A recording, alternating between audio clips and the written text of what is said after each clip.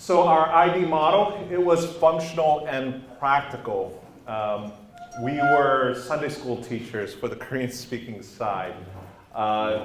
They did a lot of the heavy lifting in terms of even buying the property, and so we're benefiting. But at the same time, we were asking ourselves, is there more? Really, is it all just sharing duties? Because that kind of brings back memories of college roommates, like we're here to pay rent together. Or is there more? And is there something that could lead to us dreaming the future together? And so what happened was we went through a process to come together around one vision. In this process, a few of us went away for a few days talking and fishing. Now here, Virginia is a coastal state, so we love fishing. So we went out for a day and a half overnight talking and fishing. We went around, shared stories of when and how God most evidently worked in the lives of our people. In other words, what is God doing in our church? Things that we sense and discern through the Spirit. We also came back to Luke 15, which was a passage all of us kept coming back to, and this image of the father receiving the prodigal son and the elder son. And we asked Pastor Paul, what is that one word that you would love to see in our church's vision and our future? And he shared the word grace. We wanted to grow in God's grace and especially extend it to the nations and lived authentically within our own church family between our generations. And so there was this sense of ultimate goal. It was not just a grace that we would enjoy inwardly, but a grace that would just flow out. I shared briefly with you that we had a moment of going through Book of Acts chapter 6. But when you building the congregation together, it will continuously revisit you. Because you just got over with that once does not mean that you're totally over with that. Because as congregation grow, we had many members who didn't journey with us from the beginning. So we have to come up with that more tangible, daily livable vision that we can really dream together. That's why that we have to go to Prayer Mountain, and then I guess we did a fishing too, but so we have to come up with a new vision, yes. So this is the vision we came up with, and we wordsmithed the word grace and tied it in with our name, Open Door, and created our vision statement to be an open door to a life-changing grace. And two things that we hope people experience in that vision. Open door meaning anyone and everyone is welcome to come, and the hospitality, the radical hospitality of the gospel, and life-changing grace, that as you come, experience the transforming work of Christ. And so there's that phrase, God loves you so much, he welcomes you as you are, but he loves you so much, he doesn't leave you where you are. And that's what we wanted for our church.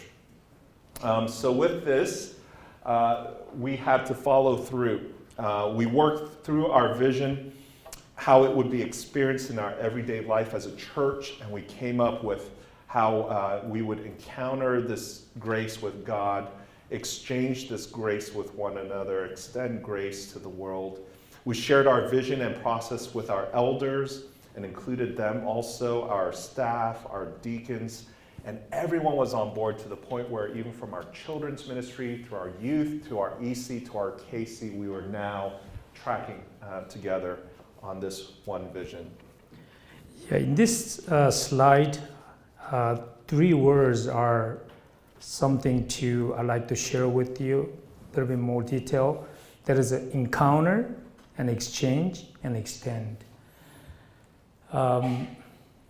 We need to experience the grace first, then we can live out grace, which is exchange part, which is congregational part. But often, ethnic church, because we are minority, we can fall into the trap just always thinking about your congregation, not beyond. So from the get-go, that beyond was always emphasized in our congregation. I think it just applies to all congregations. When grace flows, grace is fresh and abundantly changing yourself and people around you, but if grace stays and it gets spoiled, then it starts to smell, just like water. Water has to flow. Same way in congregation life, yes, we need to experience God's grace and we need to live out amongst us, but it has to extend it to whoever around us. So for us to live this out more intentionally, we crafted artifacts. And actually, this is where we got a lot of help from the faculty, folks here at Trinity. What it meant for us to create and come around certain events, artifacts that would help rally the church. And so we just started very simple, very small, just having a joint Good Friday service. And we just got together. We started putting all of our videos and slides, we started making it bilingual. Those of you who watch K-drama, you're used to it now, right? People speaking Korean, subtitles in English. That was our Sundays. We would just see and just read along. We had a New Year's Eve service, and in Korean tradition, right after service, when it's around midnight, you eat rice cake soup called tteokguk. And we would always go up and we'd have to say, oh, and we're going to eat tteokguk. We have to explain that it's tteokguk, not dog guk, because people who don't know think that's dog soup. So we're starting to celebrate together. And then we have joint baptism service together. One of the beautiful things here is we have one of the folks who are being baptized from the youth group will come and share. One from the EC will come and share. One from the KC side come and share. And I remember from our people, when they saw a 60-year-old first-generation Korean man share his life encounter with Jesus, and he's just weeping. And our people would say, I have never seen a 60-year-old Korean man, first-generation man, talking about Jesus and crying. And then for the older generation to see an EC or a youth group student just crying, in their encounter with God's grace. That has been a very meaningful artifact for our church. We shared in ministries together, where together we can encounter, exchange, and extend grace. So we had joint missions teams, church-wide youth retreats, church-wide VBS. Klema is a ministry that our Korean side has started, but a lot of our EC people filled. It's our ministry with kids with special needs. So on the Korean side, it's sadly to say, back then it was a shame issue. So a lot of parents who had kids with special needs just tried to deal with it within the home. Our Korean side said, we will create a ministry, but we don't know how to do this. On our EC side, we had Fairfax County Public School specialists who are special needs staff, and they said, we'll volunteer. So they came, they set up entire programs. On the Korean side, it was their children. On our side, some of our people could volunteer, and we were able to do ministry together. One of the beautiful things here, as I mentioned about youth group, is that we get to serve the youth together. We recently had a retreat where we had about 300 youth students come. Majority are from the Korean-speaking side. Our EC were able to send 100 of our folks to volunteer, to be counselors. And so there was this 1-to-3 ratio of kids to adults. And we wanted to do that because these kids are going to become us in about 5 years. They're going to become the EC. So to us, we're just going to pour into our next generation. The beauty of intergenerational ministry, different generations serving for the kingdom together is because we have different expertise. The first generations, we are lived longer, so we do have some wisdom that younger generation do not have. But younger generation, they have a skill. They are trained and educated in this country. So when you put that together, there's a synergy. And to do that, actually, we didn't talk about it much in the past sections, so I'd like to just revisit that as you have to enjoy each other, especially amongst the pastoral staff. Congregation knows right away when the leadership are not in harmony, then congregation cannot be in harmony. So we do put a lot of effort and time to enjoy each other, spend time together. For instance, lunch on Tuesday after step meeting, it is church-wide step lunch. We always eat together. Table fellowship, I don't know if you noticed that I noticed this, that as I travel mission field, except Britain and in America, only 2 countries, table fellowship is not that important. A majority of the world, table fellowship is so important. When I go to Russia, you go to Muslim country, even the Muslims, when you knock on the door, share the gospel, greet them, they invite you in. You have to have a tea and you have to eat. I have Indian neighbors living right next to me. I go visit them to build a relationship. In my calculation, I'm gonna just spend 15 minutes at the doorstep. And then I was invited in, it took me 2 hours. The fellowship is so important, so that I highly encourage that amongst the pastors and the elders and leadership, you have to create the way that you can really intentionally enjoy your fellowship together. For instance, one of the things we do, actually coming Sunday, our elders decide to do banquet for pastoral staff. So we've been doing this for many, many years. Elders serve, they prepare the banquet and invite all the pastoral staff, and families. We eat together, families, and at the end we get a gift card and all those things. I thought everybody else is also doing that. Then one of my friends who came over from Korea, the senior pastor of the mega church, he was so touched. He told me that this is what we need to do. Church become too much business oriented. We need to go back and we need to live out the congregational life amongst the leadership. So I highly encourage you to do that. So we'll actually also come back to that theme, as Pastor Paul mentioned, when we talk about one family. But here is a photo of Pastor Paul and I. We're worshiping together. I believe it's our New Year's Eve family. We look younger back then. To the right of that is our youth retreat, where we have our youth as well as our young adult volunteers.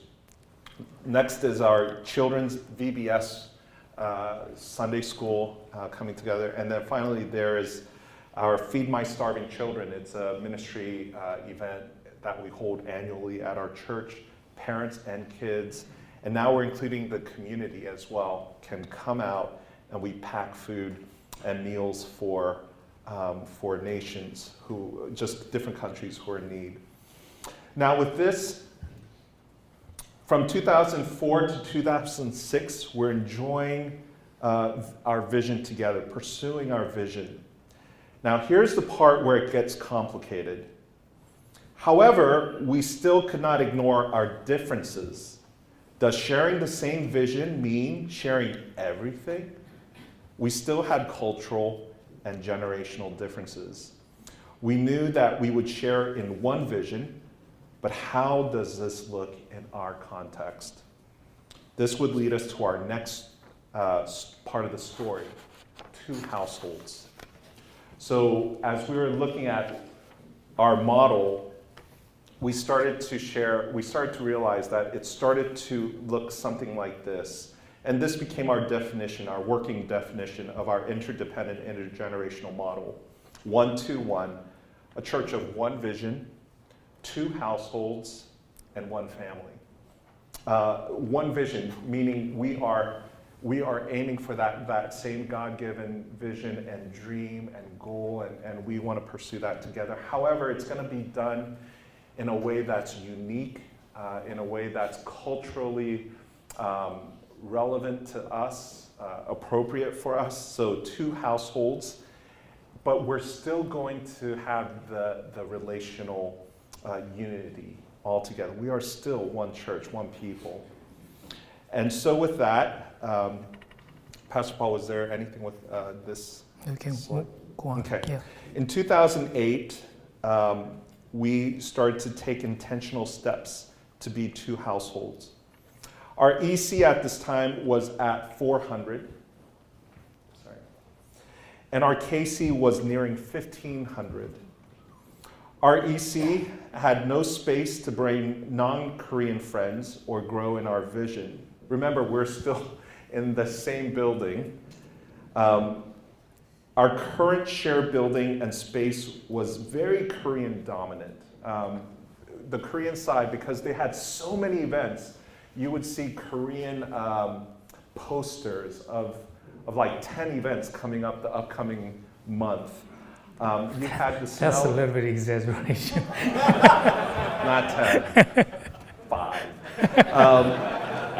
Kimchi and jjigae smell like right after service. Korean signs, Korean chatter, a vast sea of Korean faces.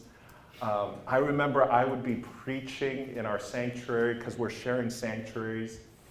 And before I'm even done with the sermon, a bunch of Korean elderly women just come into the service because they're too tired to wait outside, so they're sitting in our service now. And it was just a lot of challenges with our space. How can our EC begin to converse about having our own space without offending our KC? We didn't want to signal to the Korean side that we were ungrateful, or that we were frustrated, or that we were resentful in any way. So how do you tell the first generation that you want distance without causing drama or without causing people to wonder, is this a church split? And so we used a very familiar and very meaningful narrative of family, which is the adult son or daughter who moves out of their parents' house to pursue God's calling. And so what was really a divine timing aspect of this was that for many of our Korean-speaking elders, the first generation elders, this was actually happening to them personally. Their own kids were back from college, they found jobs, and they were now leaving their home, and they were doing it well. They were saying, thank you so much for raising us. We found a job, we're gonna move, 10, 15, 20, 30 minutes away. We're still here with you, but we're just gonna move out. And so we adopted that narrative. And to the Korean side, we said we are now in our 30s, 40s. We are able to do a lot with our own budget, but with the surplus here, we want to move out 50 feet away from you, move out, and we are still one church. We're still committed, but we need space to be another household so that we will be a church of 2 households. As a first generation leader, or some of you are first generation leader, when we dream about the future, we have to make intentional sacrifice. We cannot keep on telling them, it's not the right time, so wait for it and wait for it. Because waiting without hope is very hard. So we promise them when the time is right, we'll give them a independency as a congregation. And we felt that this was the right time. Because initially, Korean congregation, we have a 16-acre land so that we're thinking about building multi-purpose room there. So on Sunday, we can use it as a gymnasium or many other purpose. Then English congregation leadership approached us saying that we like to build our own worship center within that same lot. Without no hesitation, we thought that was the right timing from the Lord, so we decided to build it together very joyfully. And this was actually a very strategic decision that we made it. Before that, even before that, since some of you are still going through together experience, I like to share this story that we made an intentional sacrifice so that we can grow together. Because the Korean congregation was very rapidly growing, and English congregation was not necessarily growing fast. The imbalance most of the time doesn't bring harmony. So what we decided to do was that we decided to share the main sanctuary. It was about 700, 800 seating capacity, and their congregation was only about 300-400 people. We decided to share the sanctuary on Sunday around golden time, on Sunday 9 o'clock. Instead of giving afternoon time for their worship, we gave them that time for their worship. And that was actually, now we look back, was a so important decision that we made. Yes, it kind of curbed our numerical growth, but it was a time that we can grow together as a family. And then also gave a very strong message to them that, being together is not just empty words, but it is what we live for. That was a message that was shared with them.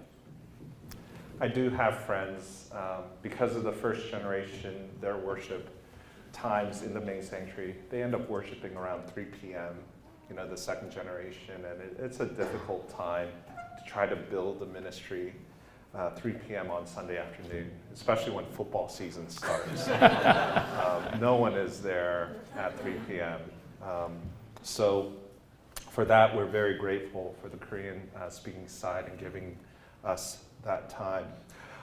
We are actually going to start the next session focusing on 2 households. How is it that we were able to create autonomy and have separation of space and all the different ways, and yet do so in a way that still preserves and actually grows the unity here at our church. But we are done with this. 5 more minutes. Oh, so you're done? Yeah, we're done. I could make up 5 more minutes.